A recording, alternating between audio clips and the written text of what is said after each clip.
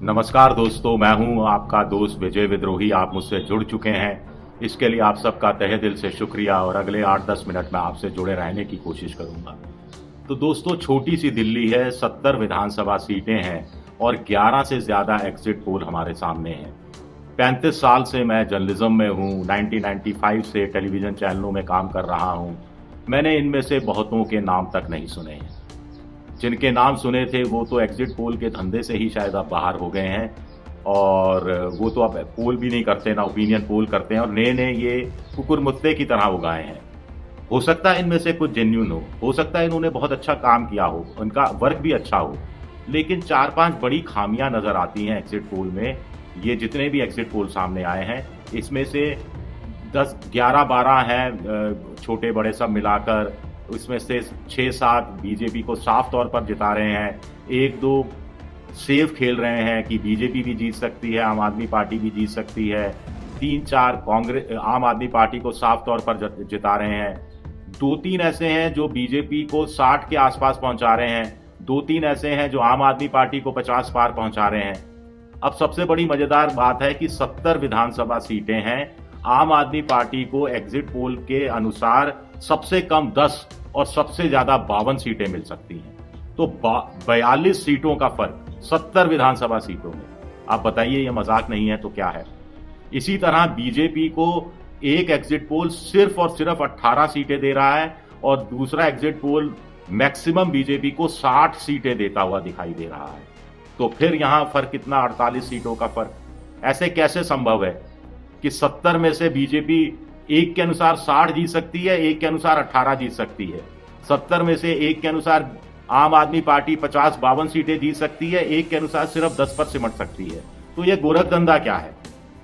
पोल percentage 1-2 सर्वे ने बताई है, लेकिन किसी ने नहीं बताया कि उनका सैंपल साइज क्या था, सैंपल साइज की प्यूरिटी कितनी थी, सैंपल आखिरी कितने बजे तक लिया गया। यानी 6:30 बजे जब पोलिंग चल ही रही थी तब तक तो इनके एग्जिट पोल फ्लैश होने शुरू हो गए थे।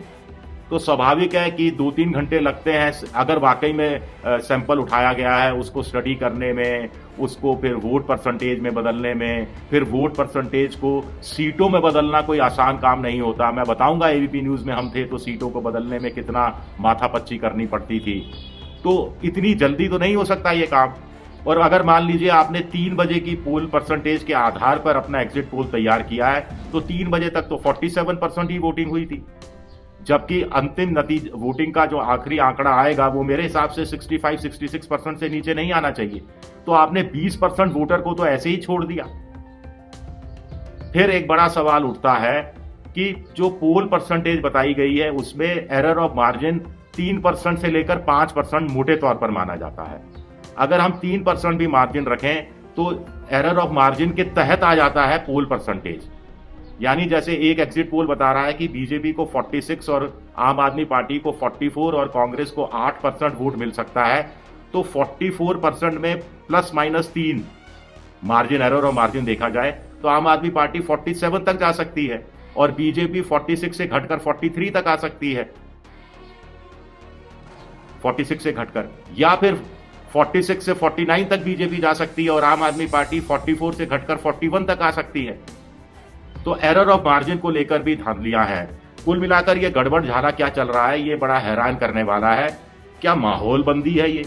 क्या पहले से कुछ तय हो गया है कि पहले से तय हो गया कि सेटिंग हो गई सारी और फिर जनता को ये विश्वास दिलाना कि भाई हम अचानक नहीं जीत गए, या अचानक हमें इतनी बड़ी जीत नहीं मिल गई अपोजिशन में रहते रहते।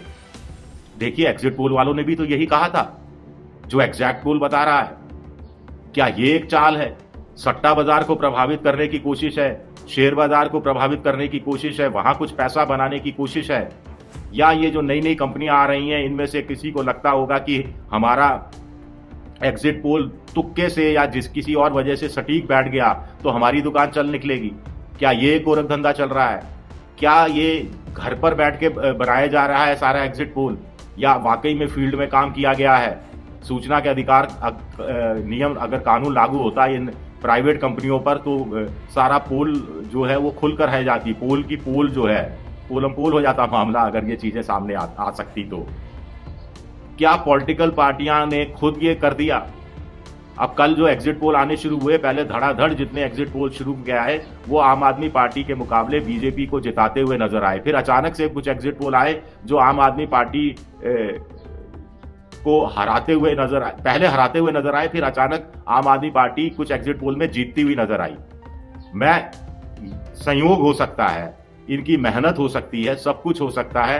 मैं किसी को डाउनग्रेड नहीं कर रहा, मैं किसी के बारे में कोई गलत बात करने की कोशिश या उनको बदनाम करने की कोशिश नहीं कर रहा, लेकिन ऐसे नई कंपनियों को भी खुलकर बताना चाहिए कि हमारा सैंपल साइज इतना था, हमने इतने बजे तक का सैंपल लिया और फिर उसके बाद पोल परसेंटेज हमारा इतना है। अब मैं आपको बताऊं, हम एबीपी न्यूज में हुआ करते थे पहले, बहुत पुरानी बात बता रहा हूं, एसी नीलसन, वो अब तो वो चुनाव के एग्जिट पोल नहीं करता है, ओपिनियन पोल नहीं करता है, तब वो 2 तरह के आंकड़े देता था। पहले 3 बजे तक के आधार पर वो आंकड़ा देता था और जो हम 6:30-7 बजे बताते थे। फिर वो 5 बजे जब पोलिंग खत्म होती थी, उस समय मोटे तौर पर 5 बजे पोलिंग खत्म होती थी, तो वो 7 बजे एक नया आंकड़ा पेश करता था, अपडेट करता हुआ, जिसको हम रात को 9 बजे अपने बुलेटिन में बताया करते थे।